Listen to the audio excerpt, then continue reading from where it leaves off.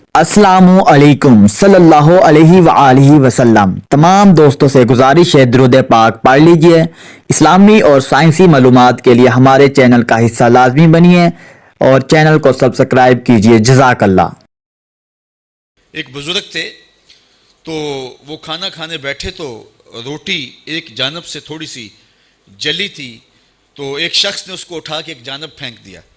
تو وہ بزرگ فرمانے لگے، مخاطبہ کرے کہ اس شخص سے کہ کسان سحری کے وقت اٹھا جب سارا زمانہ سویا ہوا تھا، اس نے ہل جوتے اور جا کے زمین کو پھاڑا اور پھر 2-3 دن تک وہ زمین کو نرم کرتا رہا، پھر وہ بیج لے کر کے گیا، بیج ڈالا، پھر سہاگا چلایا، پھر اس کے بعد اس نے پانی دیا اور وہ بھی بیل اس نے جو ہے وہ جوتے کنویں پہ اور کنویں سے پانی نکالا اور زمین کو سیراب کیا۔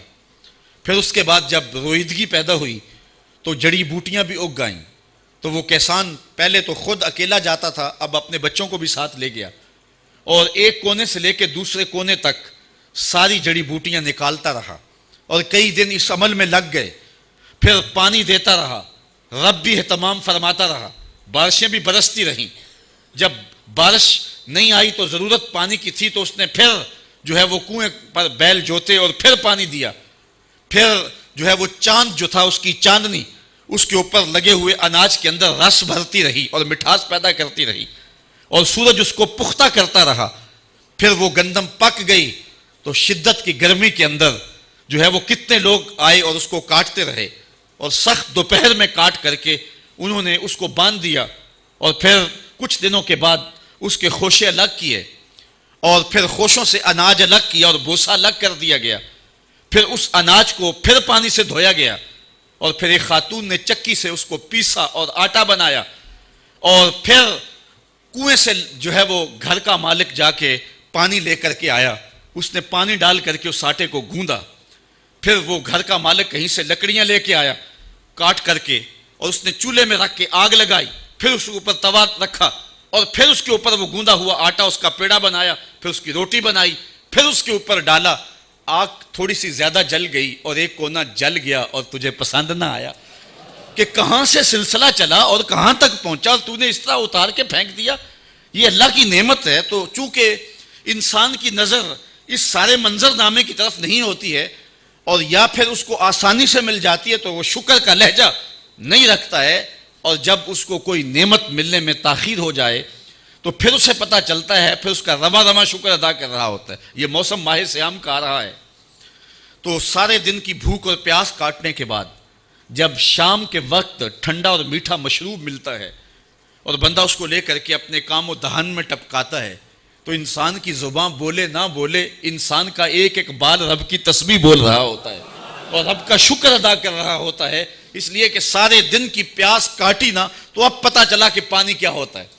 یہاں حضرت مولا کائنات سیدنا علی المرتضیٰ رضی اللہ تعالی عنہ کا ایک قول آپ کے سامنے رکھنا چاہوں گا حضور کے بارے میں کہ حضور سے محبت کتنی ہے ہمیں۔ کسی نے کہا جان سے زیادہ، کسی نے کہا مال سے زیادہ، کسی نے کہا اولاد سے زیادہ، کسی نے کچھ کہا۔ حضرت علی المرتضیٰ فرمانے لگے حضور ہمیں مال سے، جان سے، اولاد سے پیارے تھے، یہاں تک کہ پیاس کی شدت ہو اور ٹھنڈا پانی میسر آ جائے حضور اس ٹھنڈے پانی سے بھی زیادہ پیارے تھے ہمیں۔ یہ آپ نے پرسوں ترسوں کے اخبار میں دیکھا ہوگا کہ جو ہے وہ عرب میں ایک شخص گاڑی خراب ہونے کی وجہ سے راہ نہیں پا رہا تھا، پھر 40 کلومیٹر پیدل چلا اور پھر اس کی موت واقع ہو گئی۔ صحراؤں میں پانی نہ ملے تو سیدھی سیدھی موت ہوتی ہے۔ حضرت مولا کائنات کہتے ہیں کہ ہم بتائیں کہ حضور کتنے پیارے تھے۔ کہا اتنا سمجھو کہ صحراؤں میں جب موت اپنی آنکھیں نکال رہی ہو اور ٹھنڈا پانی میسر نہ ہو تو اچانک اس پیاس میں ٹھنڈا پانی نصیب ہو جائے تو وہ ٹھنڈا پانی کتنا بھلا لگتا ہے۔ حضور ہمیں اس سے بھی زیادہ پیارے تھے، مطلب یہ کہ حضور ہمیں جان سے بھی زیادہ پیارے تھے۔ تو اللہ کی ان نعمتوں کی قدر سیکھیں۔ اللہ تعالیٰ ان نعمتوں کا ذکر کر کے ہمیں بتا رہا ہے افلا یشکرون، یہ شکر کیوں ادا نہیں کرتے۔ سبحان الذی خلق الازواج کلھا مما تنبت الارض ومن انفسہم ومما لا یعلمون، پاکی ہے اس رب کو جس نے ہر چیز کے جوڑے بنائے، ان چیزوں کے مما تنبت الارض جو زمین اگاتی ہے، ومن انفسہم مخاطبین سے کہا، قرآن مجید کی تلاوت کرنے والوں سے، لوگوں سے کہ ان کے اندر بھی جوڑے ہیں، انسانوں کے اندر بھی، حیوانات کے اندر بھی۔ وَمِمَّا لَا يَعْلَمُونَ، اور ان چیزوں میں بھی جوڑے ہیں جن کی انہیں خبر ابھی نہیں ہے، ان میں بھی جو ہے وہ جوڑے ہیں جن کی خبر انہیں نہیں ہے۔ تو یہ اللہ تعالیٰ نے نباتات میں بھی، حیوانات میں بھی اور ساری چیزوں کے اندر جوڑے بنائے ہیں۔ انسان کا فہم، انسان کی عقل وہاں تک پہنچ نہیں پائی، لیکن جوڑے وہاں بھی ہیں۔ انسان میں تو جوڑے ہیں ہی ہیں، نباتات بھی بغیر نر کے پھل نہیں دیتے۔ یہ کھجوروں کے باغوں میں اور آم کے پیڑ جہاں ہوتے ہیں تو ان باغوں کے اندر ان کو ساتھ نر بھی لگانا پڑتا ہے، چونکہ اگر نر نہیں دیں گے تو پھل کچا جھڑ جائے گا، پکا نہیں ہوگا۔ یہ ہمارے ہاں چونکہ یہ کھجور کا علاقہ نہیں ہے، کہیں اکیلی کھجور ہو تو کبھی اس پہ پھل نہیں آپ نے آتا دیکھا ہوگا، اس لیے کہ اس کے ساتھ نر نہیں ہے، یا وہ نر ہوگا تو پھل آئے گا نہیں، اگر وہ مادہ ہے تو اس کا ساتھ نر نہیں ہے۔ تو جہاں کھجوریں اگائی جاتی ہیں، جہاں ان کے باغات ہوتے ہیں تو وہاں نر بھی دیے جاتے ہیں، پھر ہوائیں نر کھجوروں سے مادہ تولید کو لے کر کے مادہ کے اوپر پھینکتی ہیں، اور اس طرح وہ بارآور ہوتی ہیں اور پھر پھل ہوتا ہے۔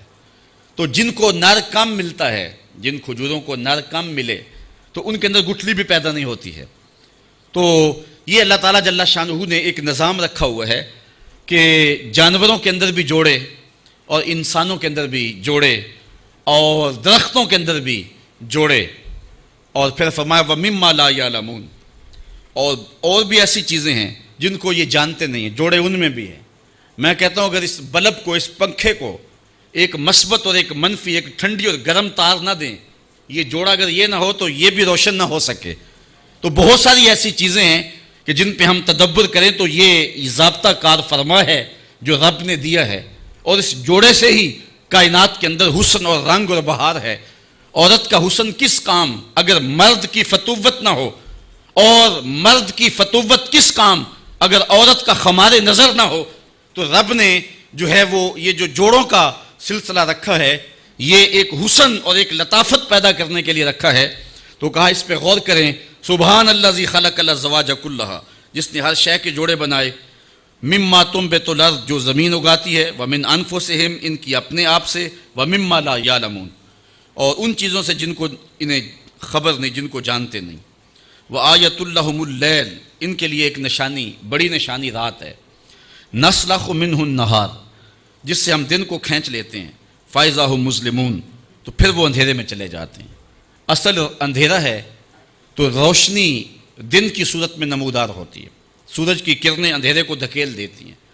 بعض یہ بھی کہتے ہیں کہ زمین میں مقناطیسی سلاخیں ہیں جو روشنی کو جذب کرتی ہیں اور اندھیرا سمٹتا ہے۔ بہرحال جو بھی طریقہ کار ہو، تو دن ایک لباس ہے جو رات کے اوپر چڑھ جاتا ہے اور رات اس کے نیچے چھپ جاتی ہے۔ کالے حبشی کو سفید لباس پہنا دیں تو سفیدی نظر آئے گی، اور پھر جب لباس کھینچے تو نیچے سے سیاہی نکلتی آئے گی۔ اللہ فرماتا ہے کہ ہم نے راتوں پر دنوں کے لباس چڑھا دیے ہیں، اور پھر راتیں نہیں رہی، دن ہو گئے، اور جب ہم دن کھینچتے ہیں تو پھر وہ کالی کی کالی ہو جاتی ہیں۔ شب دہجور کی وہی ظلمتیں، وہی اندھیرے، وہی راہوں میں بھٹکنا۔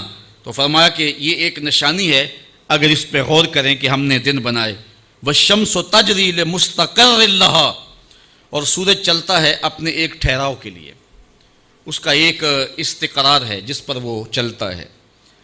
اچھا، حضرت عطا بن ابی رباح رضی اللہ تعالیٰ عنہ، یہ حضرت عبداللہ ابن عباس رضی اللہ تعالیٰ عنہ کے شاگرد ہیں، انہوں نے اس کو لمستقر لہا کو لا مستقر لہا پڑھا، ایک قرات انہوں نے یہ پڑھی ہے۔ تو اس کا مفہوم پھر یہ ہوگا کہ سورج چلتا ہے اور ایسے چلتا ہے تو رکتا نہیں ہے، یعنی مسلسل چلتے چلا جا رہا ہے، اور جو چیزیں سورج کے سامنے آتی ہیں وہ روشن ہوتی ہیں، وہاں دن ہوتا ہے، اور جہاں سورج نہیں ہوتا تو وہاں اندھیرا ہوتا ہے۔ تو وہ چلتا ہی رہتا ہے، کبھی رکتا نہیں ہے، ایک تسلسل کے ساتھ۔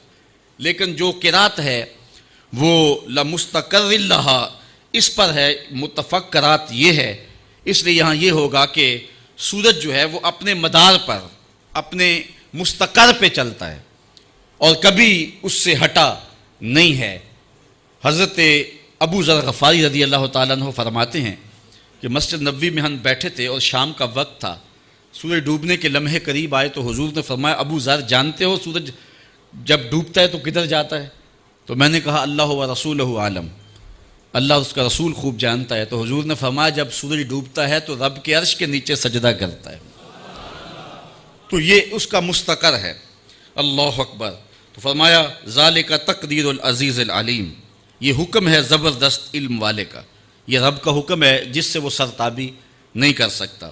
والقمر قدرناہ منازل حتی عاد کالعرجون القدیم۔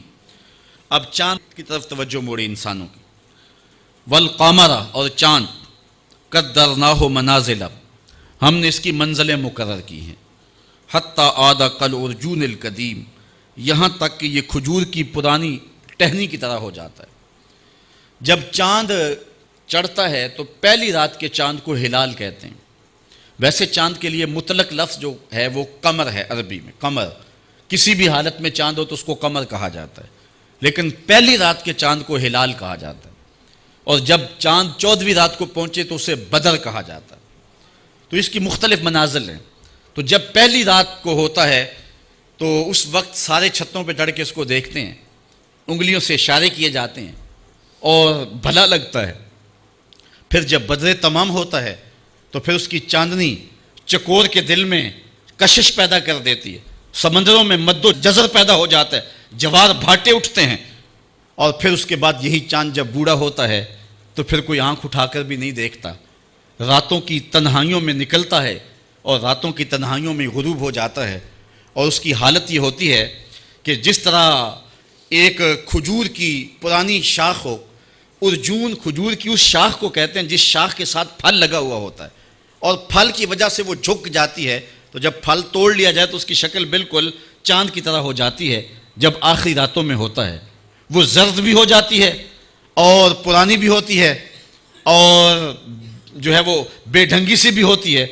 اللہ تعالیٰ فرماتا ہے کہ یہ چاند پھر اس مرحلے پہ پہنچتا ہے حتیٰ یہاں تک کہ اللہ اکبر عاد کالعرجون القدیم، کھجور کی پرانی ڈال کی طرح، پرانی ٹہنی کی طرح ہو جاتا ہے۔ ایک بزرگ تھے تو وہ کھانا کھانے بیٹھے تو روٹی ایک جانب سے تھوڑی سی جلی تھی، تو ایک شخص نے اس کو اٹھا کے ایک جانب پھینک دیا۔ تو وہ بزرگ فرمانے لگے، مخاطبہ کرے کہ اس شخص سے کہ کسان سحری کے وقت اٹھا جب سارا زمانہ سویا ہوا تھا، اس نے ہل جوتے اور جا کے زمین کو پھاڑا، اور پھر 2-3 دن تک وہ زمین کو نرم کرتا رہا، پھر وہ بیج لے کر کے گیا، بیج ڈالا، پھر سہاگا چلایا، پھر اس کے بعد اس نے پانی دیا، اور وہ بھی بیل اس نے جو ہے وہ جوتے کنویں پہ، اور کنویں سے پانی نکالا اور زمین کو سیراب کیا۔ پھر اس کے بعد جب رویدگی پیدا ہوئی تو جڑی بوٹیاں بھی اگ گئیں، تو وہ کسان پہلے تو خود اکیلا جاتا تھا، اب اپنے بچوں کو بھی ساتھ لے گیا، اور ایک کونے سے لے کے دوسرے کونے تک ساری جڑی